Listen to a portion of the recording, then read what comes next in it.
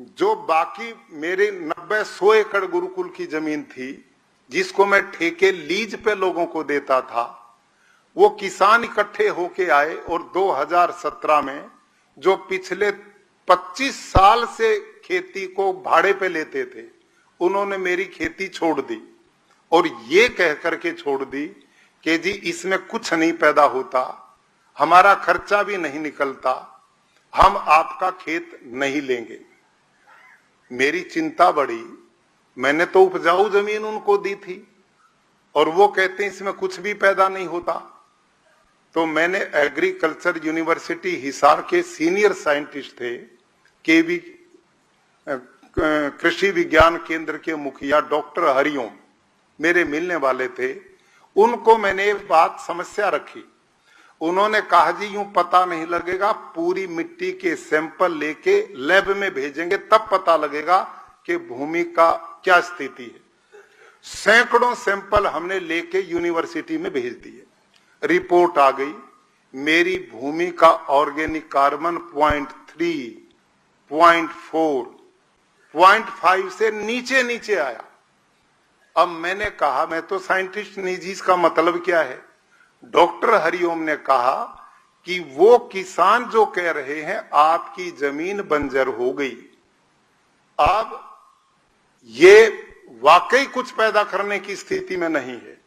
आप विचार करो, संपूर्ण भारत देश के किसानों से मैं निवेदन करता हूं, ये स्थिति क्यों पैदा हुई? उन लोगों ने किराए पे मेरी जमीन ली, उनका उद्देश्य से ज्यादा उत्पादन हो, यूरिया डीएपी कीटनाशक, यूरिया डीएपी कीटनाशक इतना डाला कि उपजाऊ जमीन मैंने दी थी और बंजर मेरे को दे करके चले गए। यही स्थिति पूरे देश की भूमि की हो रही है। कारण कि रासायनिक खेती में यूरिया डीएपी कीटनाशक का प्रयोग, जो जीवाणु जिनकी चर्चा माननीय गृह मंत्री जी ने की, जो केचुआ अर्थवर्म है, वो तो उससे मर जाते हैं, तो वही तो ऑर्गेनिक कार्बन पैदा करते हैं। तो मेरी जमीन बंजर बना दी। मैंने डॉक्टर हरिओम को कहा अब मैं क्या करूं?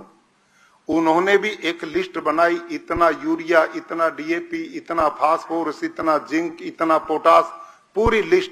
और इस खेत के कुछ अवशेष इसमें काटोगे, कुछ जिंक डालोगे, धीरे धीरे जितने 20-30 साल में ये बंजर बनी है, ऐसे ही धीरे धीरे उपजाऊ बनेगी। इतना लंबा प्रोजेक्ट, 100 एकड़ जमीन बर्बाद हो गई।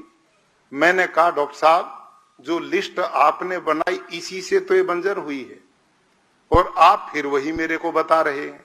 तो उन्होंने कहा तुम क्या करोगे?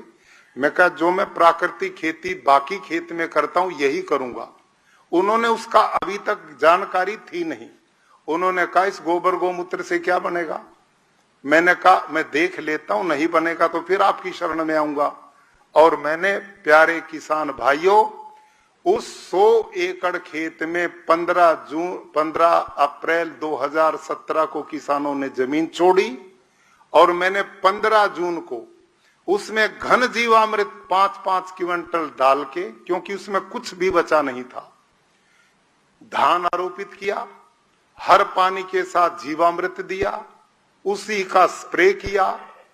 2 महीने में धान लहलाने लग गए और जब कटाई हुई तो मेरे धान 26 से 28 क्विंटल प्रति एकड़ पैदा हुए। ये मैंने डॉक्टर हरिओम को दिखाया, वो आश्चर्य में पड़ गए, ये कैसे संभव है? इतना ऑर्गेनिक कार्बन कम जमीन का बंजर, इसमें इतना उत्पादन। वो चले गए, अगली भी खेती हमने उसमें ली। अगले साल फिर हमने इसी तरह से जीवामृत, घन जीवामृत का प्रयोग करते रहे। अगले साल उसी खेत में 32 क्विंटल एवरेज धान पैदा हुआ।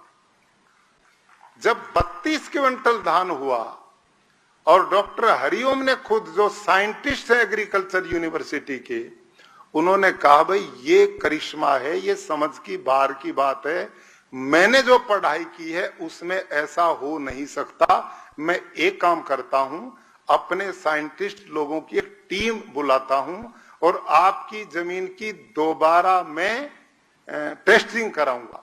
उन्होंने फिर सैकड़ों सैंपल उसी जमीन के लिए यूनिवर्सिटी में भेजे, रिपोर्ट आई, एक ही साल बाद मेरी जमीन का ऑर्गेनिक कार्बन 0.34 से बढ़कर 0.7.8 पे चला गया।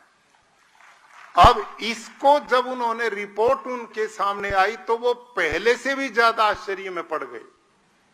उन्होंने कहा कि रासायनिक खेती में कभी भी इतना ऑर्गेनिक कार्बन एक साल में बढ़ ही नहीं सकता, दुनिया का कोई साइंटिस्ट इसे मानेगा नहीं, ये बिल्कुल सत्य है, ये उन्होंने बताया। और मैं भी कहता हूं कि आप मानेंगे नहीं, जो रासायनिक के साइंटिस्ट हैं, कारण है उसका।